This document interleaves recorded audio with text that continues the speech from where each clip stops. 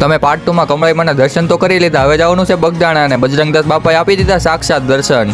તો જય માતાજી બધા કલેજાઓને આપણે કમળાઈમાના દર્શન કરીને નીકળી ગયા બગદાણા બાજુ, કેમ કે કરવાના છે બાપા સીતારામના દર્શન અને પહોંચી ગયા બગદાણા અને ધજાના દર્શન થઈ ગયા અને હવે જવાનું છે મંદિરની અંદર। ગાડી પાર્કિંગ કરીને વૈયા ગયા આપણે બાપા સીતારામના ગાદી મંદિર તરફ દર્શન કરવા અને તમે પણ દર્શન કરી લો અને કોમેન્ટ કરી નાખો જય બાપા સીતારામ।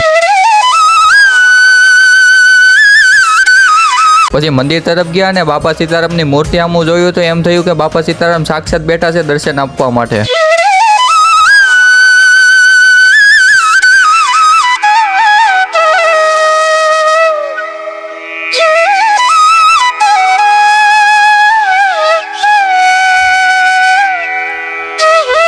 આપણે બજરંગદાસ બાપાના દર્શન તો કરી લીધા, તમે કોણ કોણ બગદાણા આવી ગયું જરા કોમેન્ટ કરી નાખજો। અને હવે જવાનું છે આપણે પ્રસાદી લેવા અને આખા મંદિરના ગ્રાઉન્ડમાં આ શેડ બનાવેલો છે કેમ કે તડકાના લીધે કોઈને તકલીફ ન પડે ને આવી ગયા આપણે પ્રસાદી લેવા। અને કહેવાય છે કે વિશ્વમાં મોટામાં મોટું રસોડું એ બગદાણા ધામમાં છે, તો અહીંયા પ્રસાદી તો લેવી જ પડે ને। અને અહીંયા પ્રસાદી લેવા પણ ઘણું પબ્લિક આવે છે કેમ કે બાપાના આશીર્વાદ રૂપી પ્રસાદી બને છે અને એમાં મીઠાશ પણ અલગ જ હોય છે। પ્રસાદ પડી જાય જો પેટમાં એ બાપા મટી જાય મારો, એવી અન્નની રે ઔષધિ છે મોટી બગદાણાની રામ રોટી રામ રોટી રામ રોટી રામ રોટી બગદાણાની। પછી બધાએ પ્રસાદી લઈ લીધી ને વૈયા ગયા બાપા સીતારામની 4 વ્હીલ જોવાના। 4 વ્હીલ કોને કોને જોઈ છે એ પણ કોમેન્ટ કરી નાખજો। પછી આવી ગયા આપણે ધ્યાન મંદિરે દર્શન કરવા અને હવે જવાનું છે આપણે ભગોડા અને આજનો વ્લોગ થઈ જાય બહુ મોટો। પછી નીકળી ગયા ભગોડા બાજુ ને પહોંચી ગયા માતાજીના ધામમાં ને હવે માતાજીના દર્શન કરી લઈને તમને પણ દર્શન કરાવી દો ને કોમેન્ટ કરી નાખજો જય મોગલમાં।